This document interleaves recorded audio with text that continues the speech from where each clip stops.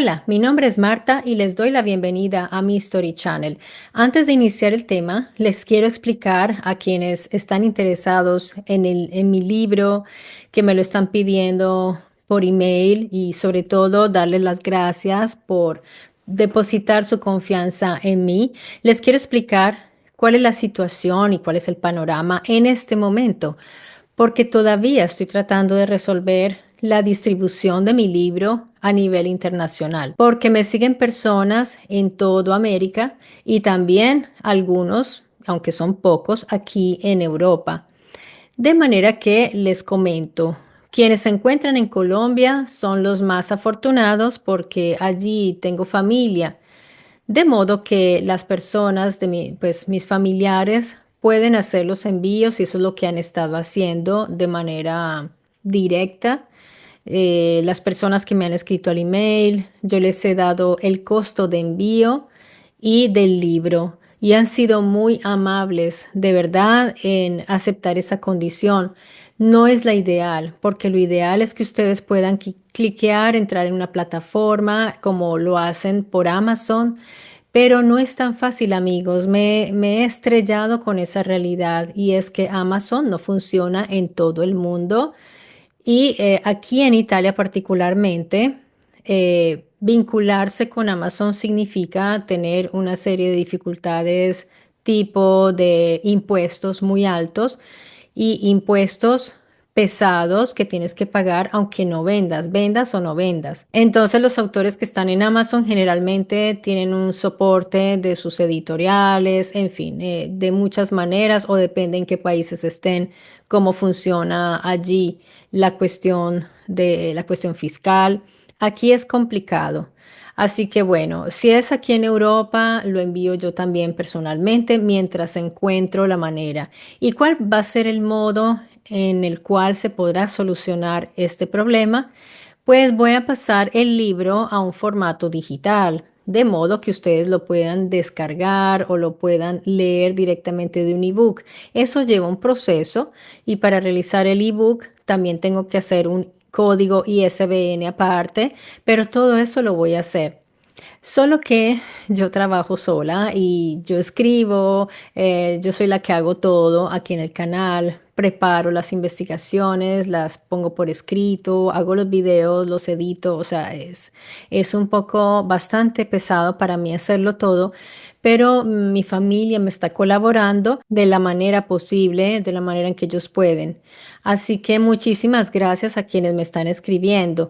Les voy a hacer una confesión. Estaba entrando en pánico porque recibí muchos emails de personas desde México, Puerto Rico, desde Estados Unidos y también de Colombia al mismo tiempo. Entonces al inicio me sentí un poco agobiada porque yo quería cumplirles a todos y yo decía, ¿cómo es posible que no pueda yo enviar mis libros a todas partes?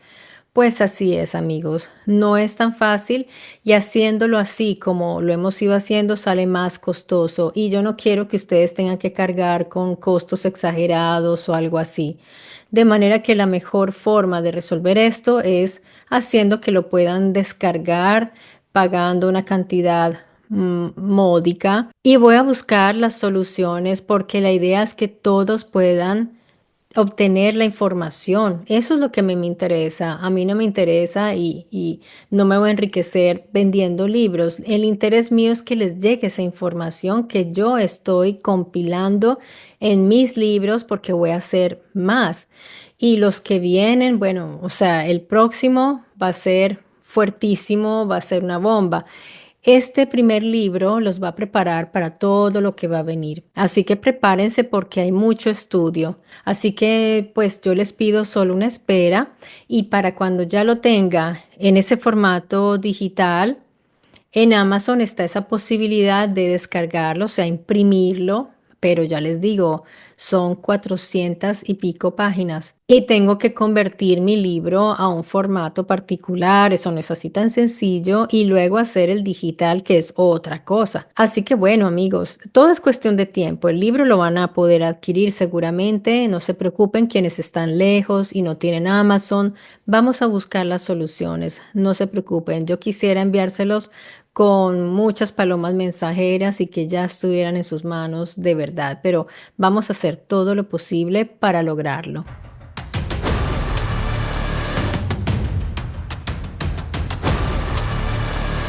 Ahora sí vamos a entrar de lleno al tema, que pienso que va a ser de mucho interés para ustedes, porque desde siempre nosotros hemos usado la palabra naturaleza para referirnos a todo aquello que no ha sido hecho por el ser humano.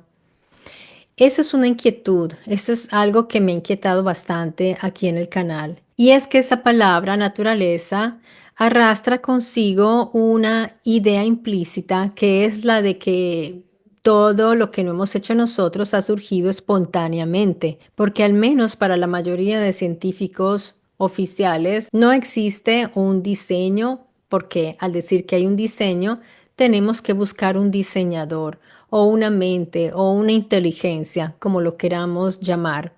Algunos lo llaman Dios, otros pueden decir que fue el mismo universo, otros han dicho que fue un programador, en fin, hay muchos términos, pero según la ciencia, todo ha surgido de una manera espontánea porque ellos no pueden atribuirle el universo y la materia y toda la base de la vida a algo diseñado. Entonces sería la naturaleza es lo no diseñado, lo que simplemente está ahí, simplemente existe, independiente de cualquier explicación que le encuentren los demás.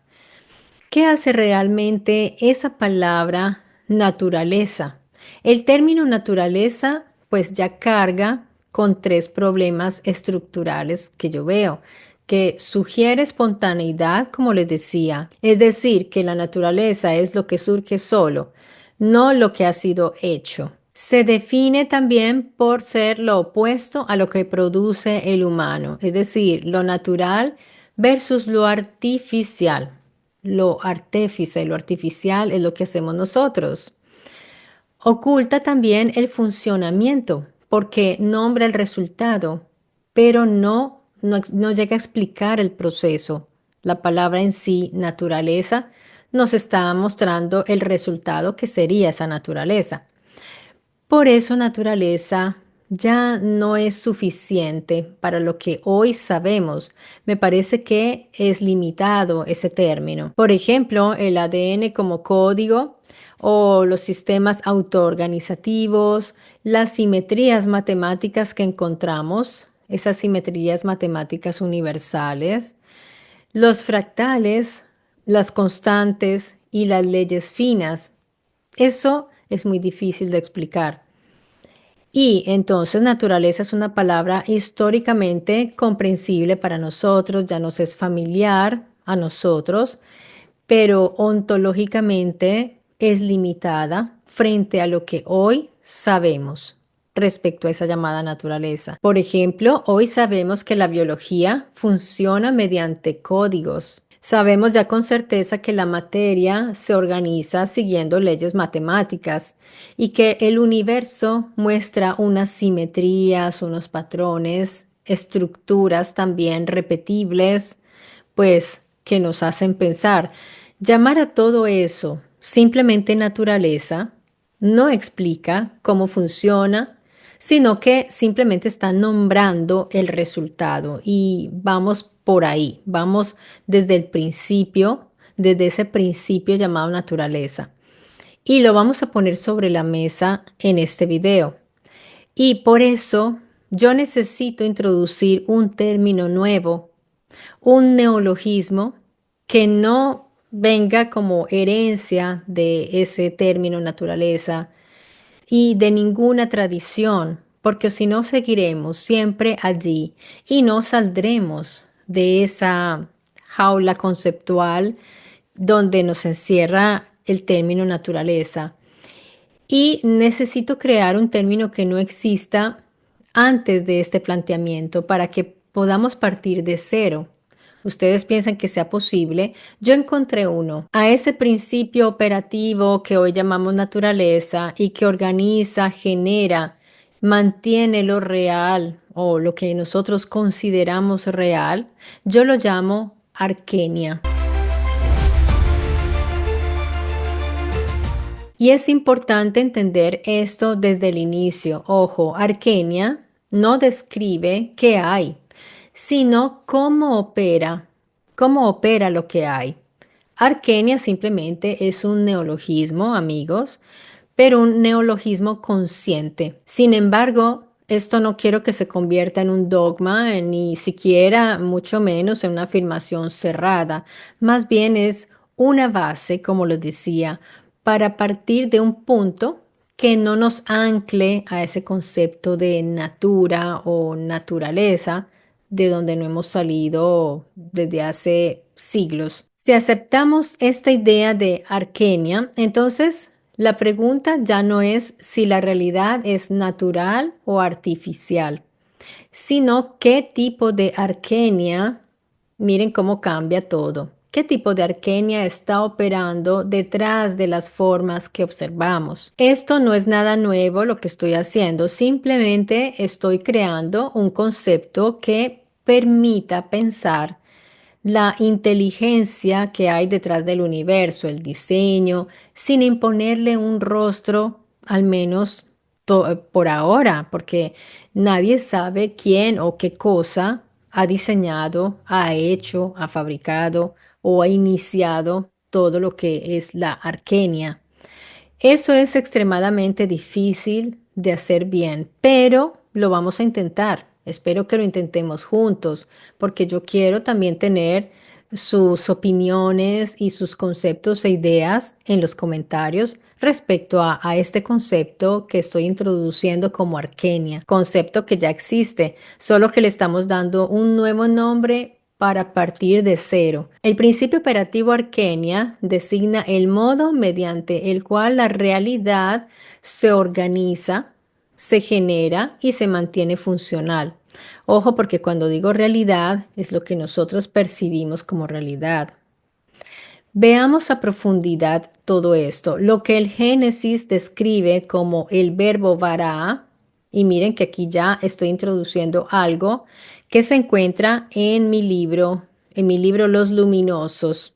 Vamos a, quienes tengan el libro, diríjanse a la página 34, 35 en adelante y lo podemos consultar juntos. Entonces allí en ese capítulo, que el capítulo es el de en un principio, es el capítulo 2, le repito, página 34 y 35 del libro Los Luminosos, se habla que desde la postura de Arquenia, ahí no estoy hablando de Arquenia porque esto lo he desarrollado hoy, esto no está en el libro, pero lo que sí van a encontrar en el libro, en estudios modernos filológicos, se ha demostrado que el verbo hebreo bara, tradicionalmente traducido como crear, significaba en realidad organizar o poner en orden, también dividir, porque recordemos que los términos hebreos son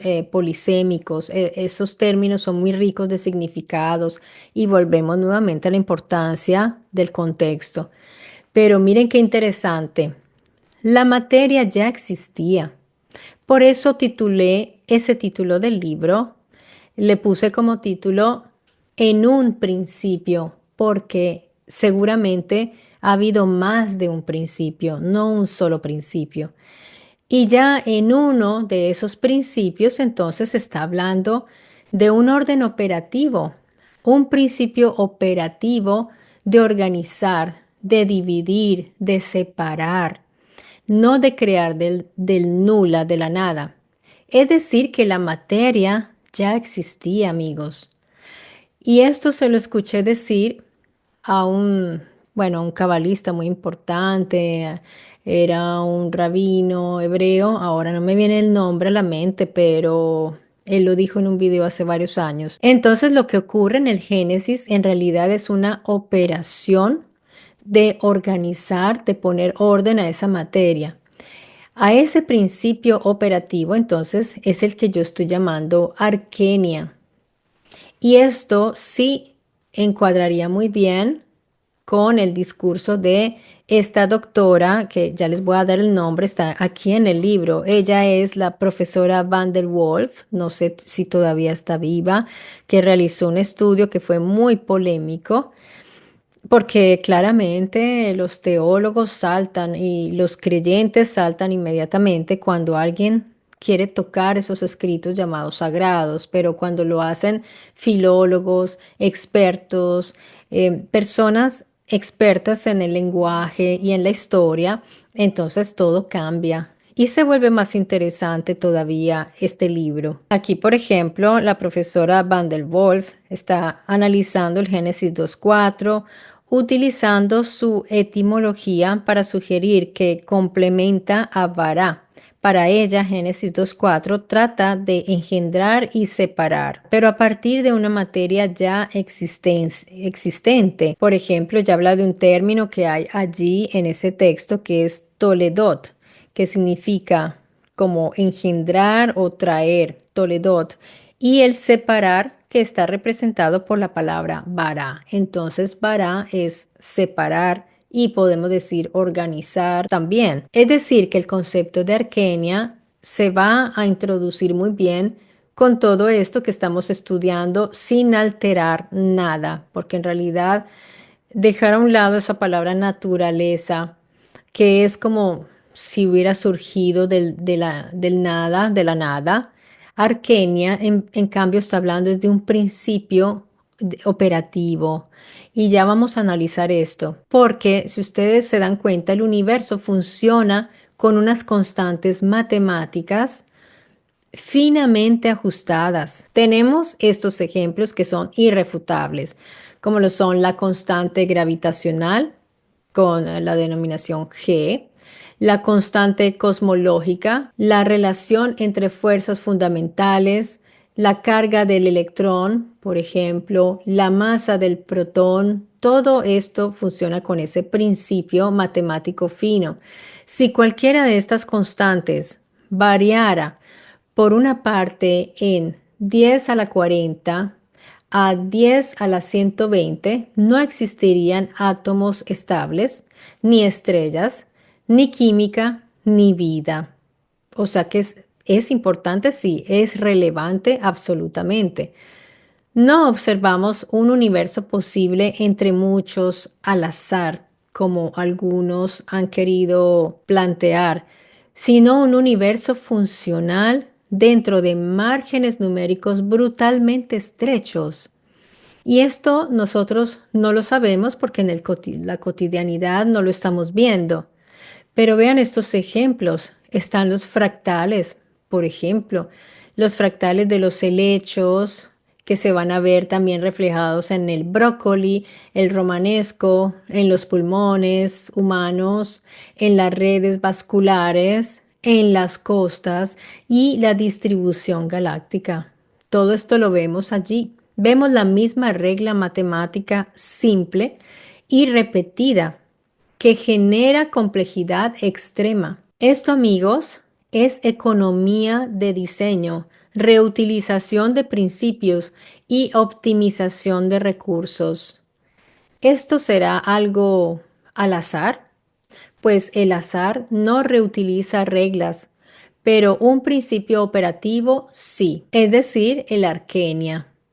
Entonces seguimos bien con este término, lo refleja. Y un ejemplo demoledor de esto, de esta matemática tan estrecha y precisa, es que existen solo 230 grupos espaciales cristalográficos posibles. Toda la materia sólida obedece esas restricciones matemáticas.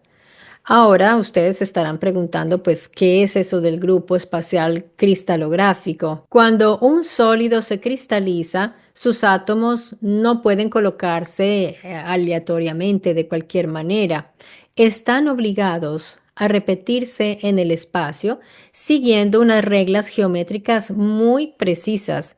Un grupo espacial cristalográfico describe lo siguiente. Por ejemplo, cómo se repite un motivo atómico en el espacio y qué simetrías están permitidas, cómo se combinan translaciones, rotaciones y reflexiones. Entonces, esto es literalmente el conjunto de movimientos permitidos, ojo, movimientos permitidos para que una estructura sólida sea estable y repetible. Se requieren estas características, estas simetrías. En un espacio tridimensional existen exactamente 230 grupos espaciales cristalográficos posibles. No existen 200, no existen miles, no son infinitos, no, 230 exactos. Porque el espacio tridimensional impone límites matemáticos. Para poderlo ilustrar de una manera muy simple, ustedes recuerdan cuando estaban en el kindergarten o el jardín infantil, como le digan en sus países, que los ponían a meter unos cubitos, introducir el cuadrado, el triángulo, el círculo, en una especie de cajita también, no sé si era un octaedro, no recuerdo, o un cubo. Pues bien, un cuadrado puede rellenar un plano, pero un pentágono regular no puede rellenar el plano sin dejar huecos. Entonces, eso es para que puedan como tener la imagen de lo que debe ser.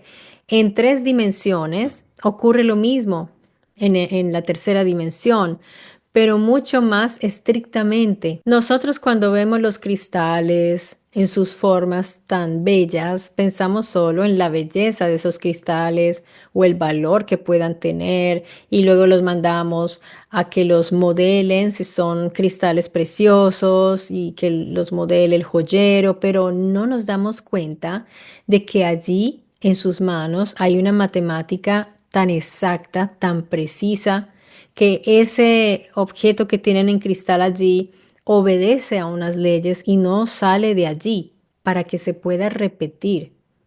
Entonces, ¿qué significa esto de que toda la materia sólida obedece a estas reglas? Pues significa algo muy concreto, que todos los cristales conocidos, por ejemplo, la sal, el cuarzo, los diamantes, el hielo también, los metales, los minerales, todos los sólidos cristalinos del universo, incluso estructuras descubiertas después, porque todavía estamos descubriendo cosas nuevas, como por ejemplo los cuasicristales. No sé si ya conocían esto es nuevo, que amplían pero no destruyen el marco. Entonces, ya descubrieron un nuevo material, una nueva estructura y la llaman cuasicristal, no cristal.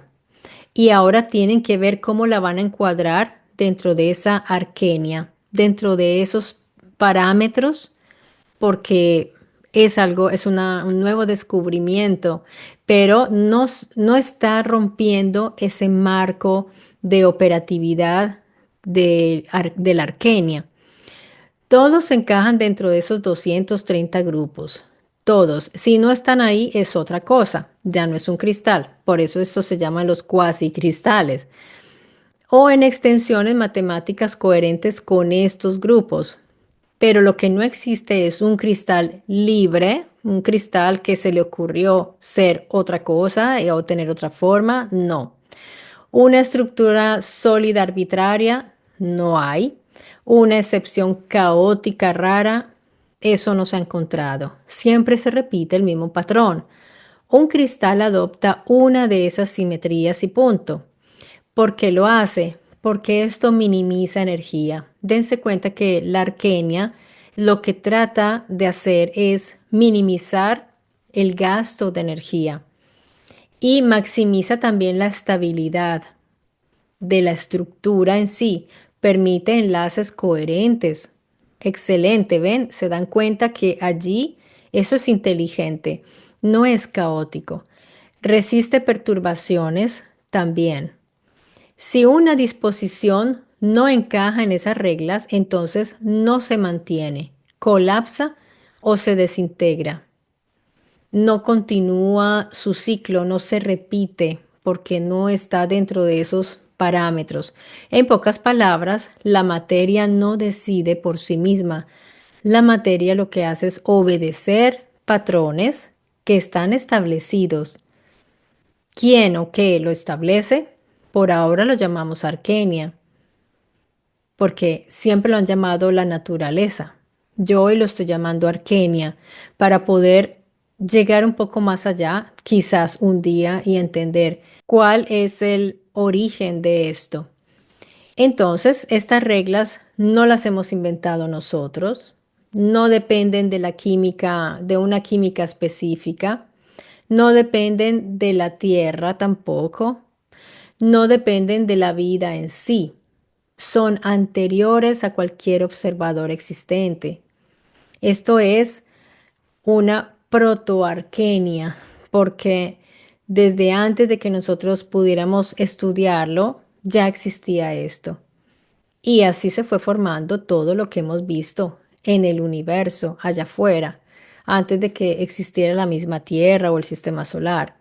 Y esto significa que antes de que existiera cualquier sólido, ojo, ya existían las reglas que deciden, entre comillas, cómo puede existir un sólido. Esto ya existía para que se pudiera producir. Arquenia pura y dura es esto. Mientras vivamos en un universo de tres dimensiones, este límite es absoluto. Al menos en esta dimensión donde nos movemos nosotros, funciona así. La materia sólida no se organiza libremente y está obligada a obedecer a un conjunto finito de reglas geométricas previas. A ese marco operativo anterior, a la materia, es lo que yo llamo arquenia. Entonces les propongo este nuevo término. Es un neologismo simplemente para poder continuar estudiando sin esos anclajes conceptuales. Y un último ejemplo que no es menos extraordinario que lo que acabamos de ver de los cristales, que hay muchísimos ejemplos, no hemos hablado de las células y etcétera. ¿Cómo llega un sistema biológico a una solución basada en teoría de números? No estamos hablando de mutaciones simples ni cambios graduales visibles. Hablamos de ciclos exactos, de estabilidad durante millones de años, de convergencia hacia dos números primos concretos. ¿De qué estamos hablando? Estoy hablando del caso de las cigarras y los números primos. No sé si ya los conocían, pero esto es maravilloso.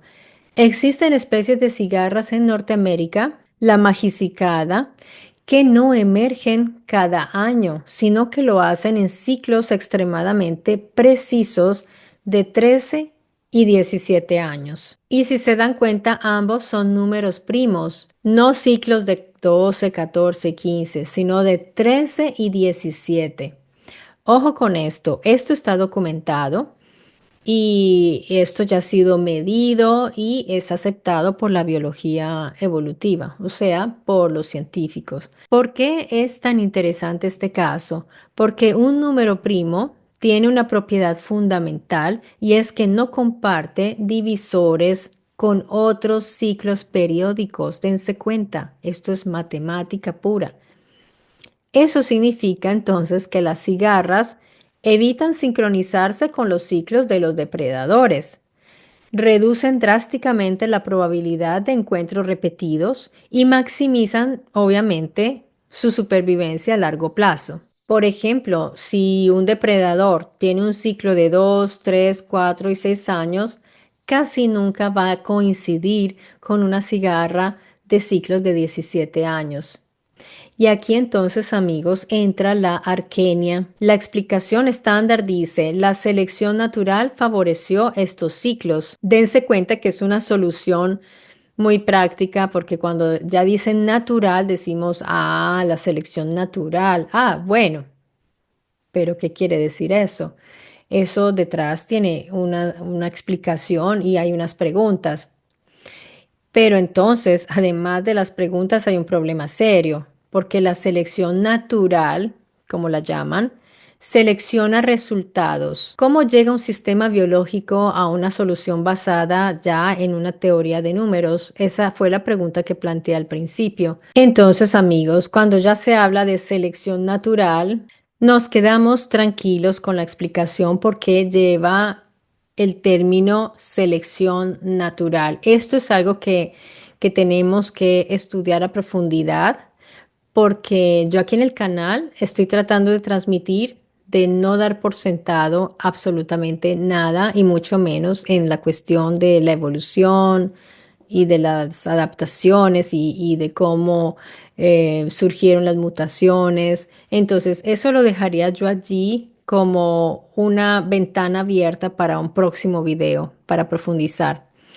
Pero de todas maneras, lo que yo quiero exponerles aquí con estos ejemplos es que pues también durante siglos hemos llamado azar a aquello que no hemos podido explicar. Lo llamamos azar, lo llamamos naturaleza. Pero cuando la vida adopta soluciones matemáticas avanzadas, repetibles y estables, el azar, pues amigos, deja de ser una explicación suficiente. La arquenia no se manifiesta solo en las galaxias o en constantes físicas, también se expresa en decisiones, entre comillas, biológicas que obedecen a una lógica matemática profunda. Empíricamente, amigos, hoy sabemos que existe un marco previo que restringe y canaliza las soluciones posibles. Y esas soluciones posibles son las que nosotros llamamos decisiones. Pero ese marco es lo que yo hoy, desde hoy, estoy llamando arquenia. Pero aquí hay un quiebre interesante, porque ya hablamos de las cigarras y bueno, ellos dicen que es adaptación y por eso el ciclo escogió los números primos. Es interesante porque es como un poco a jugar a los dados, pero no creo que sea tan sencillo como para hacer que una especie sobreviva, entonces se pasa a los números primos. Hay que ver cómo se llega a eso, a esa matemática, porque es matemática, en fin y al cabo. Y eso lo dejamos allí para una próxima vez. Pero aquí, como les digo, cuando llegamos al ser humano, ya hay un quiebre, como siempre, porque bajo el principio de Arquenia, la funcionalidad y la perfección brillan, pero cuando hablamos del ser humano siempre cambia todo, porque el ser humano parece como una mezcla de soluciones brillantes, no hablemos de decisiones, porque pues se supone que todo fue hecho por evolución y por unas decisiones, entre comillas, tomadas por la naturaleza, porque así es. Pero en el ser humano entonces se ven soluciones brillantes, pero al mismo tiempo fallos graves que nos han puesto en peligro también de continuidad como especie. Esto ya nos lleva a esa línea investigativa acerca de una intervención.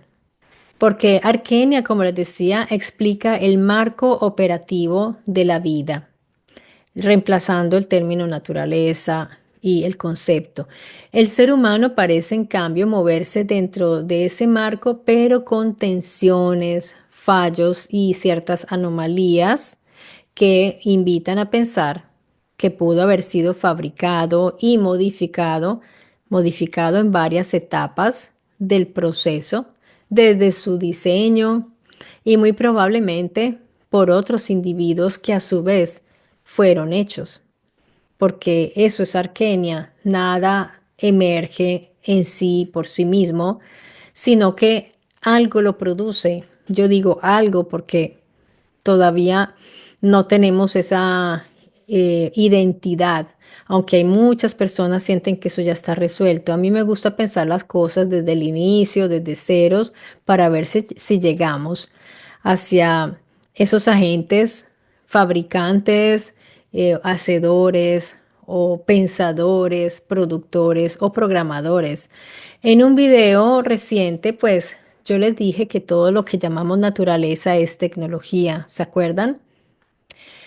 Cuando dije que todo cuanto existe es tecnología, en realidad estaba señalando algo más profundo, solo que en ese momento no tenía el término adecuado. Hoy yo quiero pensar en ese término arquenia porque es el modo de operar que hace posible toda tecnología, incluso antes de nosotros. Y pues esto me pondría en la casilla, porque hay personas que les gusta encasillar para poder identificar cuál es el pensamiento o cuál es la ideología de una persona o cuál es, sí, su modo de pensar. Entonces me encasillarían seguramente dentro de los creacionistas, pero tampoco es así porque el creacionismo habla de crear y en realidad yo pienso que se trata más de construir, de separar, de dividir, de organizar, porque ya en el momento cero, cuando algo produce lo que primero existió, ese momento nadie lo conoce, no, nadie lo puede saber, porque los científicos están tratando de llegar a esa solución y están tratando de encontrar la teoría del todo. Personas realmente muy brillantes y con mucho conocimiento en astrofísica, en todas las áreas de la ciencia posibles, están trabajando en eso, pero ya estamos en el siglo XXI y todavía no existe esa respuesta. Así que quienes den un paso adelante tienen que demostrar que su teoría funciona y que ya encontraron cuál fue el origen y cómo empezó todo. En eso estamos, queridos amigos. Lo bueno es poder llevar nuestra mente hacia esos lugares altos y tratar de ver todo desde arriba. Y les repito, no ver los dibujitos y no ver las rayitas en el desierto. Yo vuelvo nuevamente a ese ejemplo que me encantó, porque así era como veían los grandes dibujos de Nazca. Los llamaban líneas en el desierto. Y después ya vieron lo que era. Así estamos nosotros en este momento. Necesitamos ese avión que nos lleve alto para poder ver ese todo que nos permita ver la figura completa. Por ahora, pues estamos caminando sobre esas líneas a ver dónde nos llevan esas rutas sagradas, porque el ser humano aprendió a llamar sagrado lo que tiene que ver con los luminosos, con los visitantes que llegaban, con los señores, con los dingir, los llamados dioses, los Elohim. Cuando el ser humano les prestaba un servicio a estos individuos de distintas categorías, ese servicio para ellos era sagrado porque era reservado a ellos. Y gracias a prestar esos servicios a estos individuos, aprendieron muchas cosas. Así que yo no pienso que sea negativo lo que ha sucedido, es simplemente nuestra historia. Y debemos estar listos para abrazarla, para aceptarnos y para quizás cambiarla o hacer algo con esa historia. No negarla, no avergonzarnos y no tenerle miedo a esa historia. Para eso se necesita tener una mentalidad abierta y no ofenderse cuando nos digan que las pirámides no las hicieron nuestros antepasados si somos egipcios, o nuestros antepasados si somos incas, o si somos descendientes de los mexicas o los mayas. No deberíamos ofendernos, deberíamos más bien tener la mente abierta para descubrir cuáles fueron esos posibles constructores y diseñadores. Asimismo, quiénes fueron nuestros posibles diseñadores y constructores. Quizás no eran perfectos porque el resultado, pues, tiene sus problemillas, porque nosotros, por ejemplo, debido a la gravedad, tenemos problemas por nuestra posición bípeda, sufrimos de nuestra columna, tenemos muchos problemas al caminar por todo el peso y el peso de nuestro cráneo y el tamaño de nuestro cráneo al nacer. Tantas cosas. Nuestra alimentación, amigos, es un desastre porque todo nos puede hacer daño y no sabemos ni siquiera cuál es nuestro alimento que nos corresponde.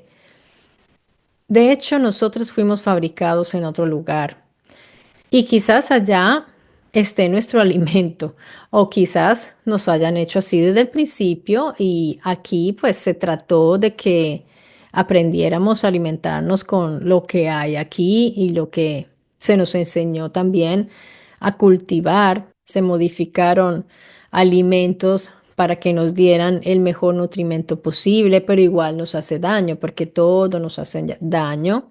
Así que pues todavía no hemos descubierto cuál es el alimento perfecto para el ser humano y yo diría que esa es una búsqueda que sería bueno hacer y eso es un estudio que bien vale la pena.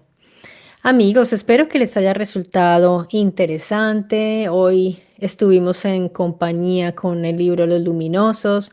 Vamos a seguir ahondando en este libro, pero también no se preocupen, voy a retomar también los libros del profesor Mauro Biglino y de otros autores interesantes. Algunos ya han venido al canal, otros esperemos que vengan, que acepten las invitaciones. Pero de todas maneras, ustedes saben que yo les resumo, yo les cuento, les comento los libros, pero también les amplío, porque no me limito a traducir. Ustedes saben que las traducciones las hago yo misma, porque conozco bien la lengua italiana, la conozco a la perfección, al menos en la lectura, la conozco muy bien. Y no se trata solo de traducir, porque para eso están los traductores automáticos que yo jamás uso, porque cometen errores. Entonces, pueden estar confiados y tranquilos que mis traducciones son buenas y cuando también conocemos bien a los autores, pues lo hacemos todavía mejor para no ir a traicionar lo que esos autores dicen, porque a veces se traduce, pero después cuando se va a explicar lo que estos autores dicen, se dice todo lo contrario. Entonces, amigos, eso es delicado. Y por ahora les mando un gran abrazo. Cuídense mucho y nos vemos pronto aquí en Mystery Channel. Hasta pronto.